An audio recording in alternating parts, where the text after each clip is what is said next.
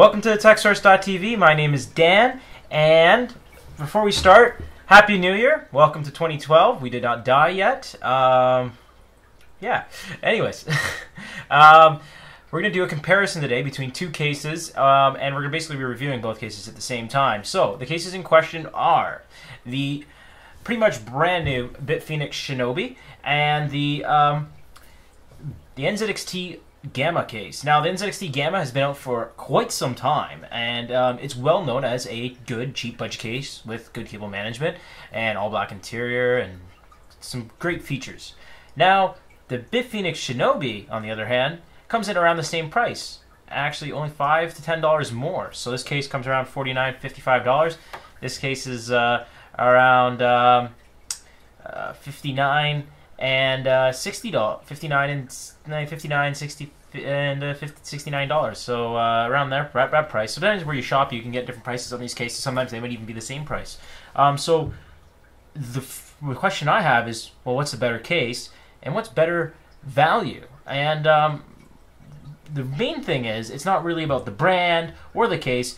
What's changed in cases, and let's say the budget segment, in over about 3 years. I've owned this Bitfenix, this NZXT Gamma since 2009. So, and I picked it up for a wicked deal of half price, which is awesome.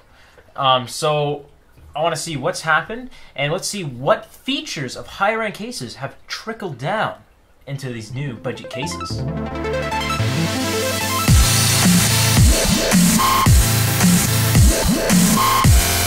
Alright, so here's the front of the chassis. We have the Bitfenix Shinobi right here.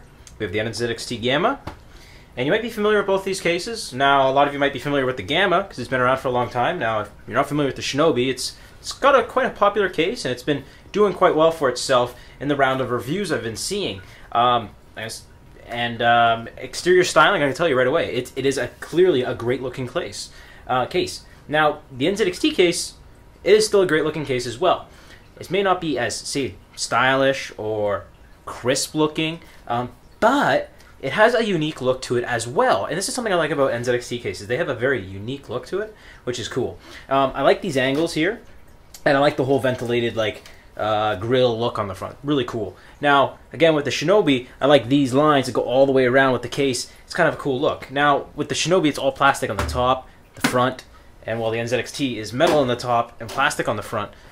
Doesn't really matter, but I like to see more kind of a metal look. But then this also does allow you to have nicer styling, and the soft touch plastic on the Bitfenix is kind of cool. Other cool things are that the Shinobi has 4 USB 2.0 ports, headphone microphone, power, and all that stuff is mounted up top. Well, the NZXT only has 2 USB 2.0 ports, headphone microphone, power button, and reset buttons are mounted in the front, along with your power LED right here, which is actually it's really cool when the PC's turned on, and it's a blue color. Now, a cool thing I found out about the Shinobi is you can get a USB 3.0 upgrade kit for it, which is cool. Something that the NZXT has over the Shinobi is an eSATA port in the front. Bonus. So that's cool. Now we're going to move around to the back.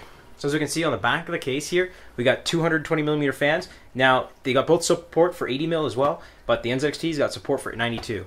Why'd you use those? I don't know, but there's your choice, your options. Also, we got 7 expansion bays on both. This one's got ventilated as well, which is kind of a nice feature because it helps cooling and all that cool stuff.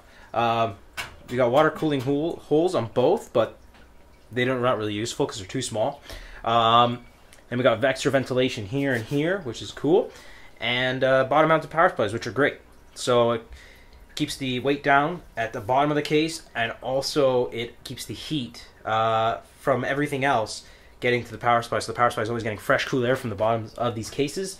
And both of them do have dust filters for both the power supplies, which is great. And they're both removable and cleanable. Now, this is one thing I'd like to show you guys. Now, as you can see here, this is the where your side panel gets installed right here. You can see that. Now, this is the lip. Now, this is actually how much room you have behind the motherboard tray. You can see this is where the motherboard tray stops. The motherboard stops, and then the tray's just there, and then you maybe add a little couple millimeters there, and you got the tray. So this is actually how much room you got behind the tray. And you can see here the NZXT, there's not very much room as well compared to the Shinobi. But there's still lots of room in this case. But as cases got newer and manufacturers kind of realized that having lots of room behind the motherboard tray is very important, and people do like it. It makes it easier building your PC and swapping hardware and all that cool stuff. Shinobi has, Bitfenix has gone along and gave us lots and lots in space. Now it's just, with time, high-end features do trickle down and things change, and maybe manufacturing a case like this did get cheaper and easier to do. So Bitfenix, NZXT had a great start here. Bitfenix just kind of improved on the idea. So as you can see, we're looking at the side of the NZXT Gamma case. It has lots of ventilation. There's a massive ventilated side on it, pretty much covering your entire motherboard, your video card, your processor, and all that great stuff. You can see the cooler and the video card right through the ventilation, which is almost acts as a window, which is pretty cool. You can put 120s, you can put two 120s, two 80s, and two 90s, or you can get creative and maybe even put 140s on the side of this. But official support is 120, 92, and 80. Great to have these fans on the side, even just having one fan on the side, which is great. Even having nothing but just the holes adds great ventilation because the video card can suck in fresh air and the CPU can suck in fresh air and all that cool stuff. Now moving on to the Bitfenix Shinobi, well, it's kind of the other opposite. We got nothing. It'd be nice to have it, but I can say one but about having nothing on the side of the case. It actually does quiet the case a bit down because you don't have a giant hole in the side of your case and you would hear all that fan noise. So it does make it quieter, and it is cheaper to manufacture a case with just a blank side. But it would be nice to have the option. Now there is a windowed version, and I think it does have support for a 120mm fan on the side. Now don't quote me on that because I'm not 100% sure. So now we're taking a look at the top of the case of the Shinobi and the Gamma. You can see both cases have ventilated tops. Both cases support 120mm fans and 140mm fans. Now the Shinobi has a nice plastic shroud. As you can see, there's all the USB ports and everything I talked about earlier. It's on the top of the case. Now the NZXT Gamma just really doesn't really have anything except for the mounting for your fans. Now both these cases do not support 120mm 2x120mm rads. Spacing is just a little off for that. But I wouldn't note if you pulled out a drill or just a little fiddling around with it, you could get it to support, but there's not a lot of room between the top of the motherboard and the actual top of the case, so rads don't really work unless it's a skinny one. So taking a look at the Bitfenix Shinobi and the Gamma, you can see the fronts are very different after you peel off the front. Now, the Bitfenix Shinobi has support for both two 120mm fans, and again, it doesn't support a rad. This is the dust filter. And it's not really in all the way, so if you put it in like this, the way it's supposed to be. And come on, get it. That's in all the way. But check this out. So you're thinking, cool, that's going to block lots of dust, and it's going to work pretty good. I got my finger in here. Dust is going to get around that. It doesn't really work. I don't like these dust filters. They're not the greatest, but it does works, and they're inexpensive, and they're probably cheap to manufacture and all that crap. But anyways, so here is the front fan for, well, where the front fan would get installed for the NZXT Gamma. Now it only has one front fan mount, and the other thing is, see the hard drive cage, the way the mounts of hard drives like in like this, so they slide in this way instead of going in like this, like the Shinobi. It blocks a lot of airflow. Not a lot of air gets in through the other sides. You kind of need to get a fan with a good amount of static pressure to push through that, so I recommend like a Noctua fan, or even a good Yate Loon. These Yate Loons are cheap, and cheap fan with a cheap case, or inexpensive case, let's put it that way. Works great. So that's what I was using in this case before. It's very dusty, but that's because the case is used and it's considerably older. Also, we have dust filters up here which are cleanable, so there's just foam, as opposed to the Bitfenix's plastic front. So that's awesome. And that's pretty much it around the front of the case. And then we have all the wires here too. So here's the insides of both of these cases. I'm going to go quick specs real quick here. So hard drive support. We have 8, we have 6. Actually, no, we have 7. Because 5 here and 2 here. This has 8 all the way down. We have 4 DVD drive bays, 3 DVD drive bays. Fans. Any extra fans you couldn't see from the outside of the case? None on the NZXT. 1 extra on the Bitfenix. Bitfenix has 120mm fan support on the bottom of the case to suck in cool air from underneath, blow it up into your case, and just make things awesome. It does have a dust filter and is cleanable. Video card room. The Bitfenix Shinobi has over 1 foot of room. Now, said that, when you do have a hard drive installed in these 2 bays, you cannot install a video card up to 12 inches long. Probably maybe about 10 inches. So please be careful with that. With the NZXT, video card room is exactly 12 inches, but it will be tight putting that card in. So I would recommend maybe something 11.5, but you can put a large video card in this case.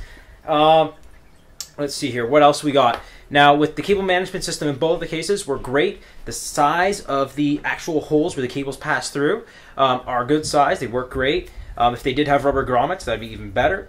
But the problem is if they had rubber grommets, the holes would have been a little bit smaller because the rubber grommets and all that stuff. So, but one thing, the Shinobi has over the NZXT case is a pass-through for the 4-pin connector up on the top here for your motherboard, or 8-pin depending on what you're using. Now on the Shinobi it actually has a proper hole all the way up here. Where is it? It's up on the top of the motherboard tray. You can feel it, and it's up there where my hand is. So it's all the way up there, and then it goes to the cable there. Now with the NZXT case, you have to run it underneath the motherboard through the CPU cutout to get the wire up there, unless you're doing it the ugly way. The other way, you can run it up the side, up here, and then plug it in there. And I did that in the past, before I kind of figured out an even better way. So that works as well. And everything else in the case is pretty much standard. It's got lots of room, easy to work with, and they support XL. No, they support ATX motherboards and MATX motherboards in both cases. No XL and no eATX. Alright, so as you can see, here's the backs of the cases, and they have... I'm going to start right away with the CPU cutouts. They are enormous. Like, check this out. So, like, most motherboards, or most cases, let's put it this way, most cases have issues with AMD motherboards, and they're, like, massive, rectangular, weird-ass mounting system. And always cut that off. Or cut that off. Or, like, cut this one off because they don't go this far enough over. It's just like, guys, how do you screw that up? Don't you test this on multiple motherboards? And I guess they don't. And it's different for every motherboard. Now check this out. So, and again, even on the Shinobi, maybe with the cables, it's perfect. It just meets it, and it's great. It works great. And if I ever wanted to change it, put like an H100 on it, you have to take all that out, or put like an like whatever, you know, those water cooling solutions. You got to take all this out. So it works great for that. Now, as you can see with the cables, managing it is very easy. NZXT, because there is a little less room, it's like you got to get a little more clever. You got to zip tie stuff more down, keep it flat. Maybe hide stuff under the hard drive bays. Do this with the frickin' SATA cables. Get a little more creative. Got my fan controller hanging out back here because it won't be able to go anywhere else. And here you go. This is what I was talking about with the 24-pin connector. It just kind of gets sandwiched up there and does all that kind of cool stuff. And then even ran the power for the back fan through underneath the motherboard as well. That worked great as well too. So moving on to the Shinobi. We have lots of room. So the cables are just kind of bundled up here. They just kind of sit here like this. There's no real mess anywhere else. This one goes up to its actual proper spot. These are the cables coming down from the front panel connector. We have our holes here. Lots of zip tie. Lots of zip tie spots. And it's really easy to work with. And also you can access all the screws here and screw down your hard drive in multiple spots if you wish. Also, this is very easy to access all the power and data for your hard drive, so you can easily swap out your hard drives and put different hard drives in. So both cases, back of them, great. Shinobi a little bit better because there is more room.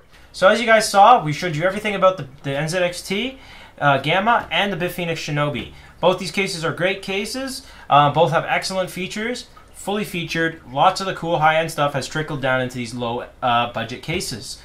Which is great. So lots of support for fans, great cable management, and also support for big video cards. And we also have support for lots of hard drives, which is great. Now the NZXT does have a toolless system for the hard drives, which works great. Also, when you do upgrade to the windowed version, you do get a couple extra features with this case, like the toolless drive bays and things like that. But you have to upgrade, which is a little bit more pricey. With the Bitfenix Shinobi having more room behind the motherboard tray, also a bit better cable management system because it's newer and stuff like that, so that's good. Fits more hard drives, fits longer video cards. It is a better case.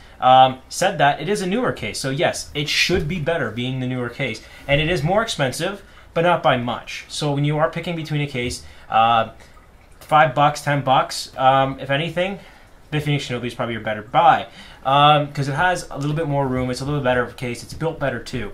Now, saying the NZXT is not a bad case in any means. It has great airflow, if anything, better than the Shinobi for airflow.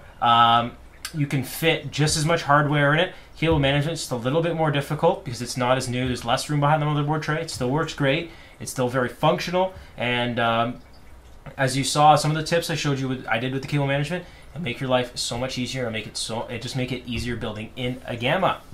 Also, the Gamma is a fairly good case. Build quality, I'd say, is pretty decent. It's not the best I've seen, and the toolless hard drive bays are a cool, nice touch. Lack of dust filters, which I don't like. This case does, but they're not the best dust filters again, so I'd hardly call them dust filters, but it has them. So there you go. That's the Tech Sources review on the NZXT Gamma, and the Tech Sources review on the Bitfenix Shinobi. We like both these cases. I just recommend this case over the Gamma. It's just a little bit better. So in this comparison, Shinobi won. Anyways, guys, remember to rate, thumbs up, and subscribe. We'll see you guys next time on the TechSource.tv.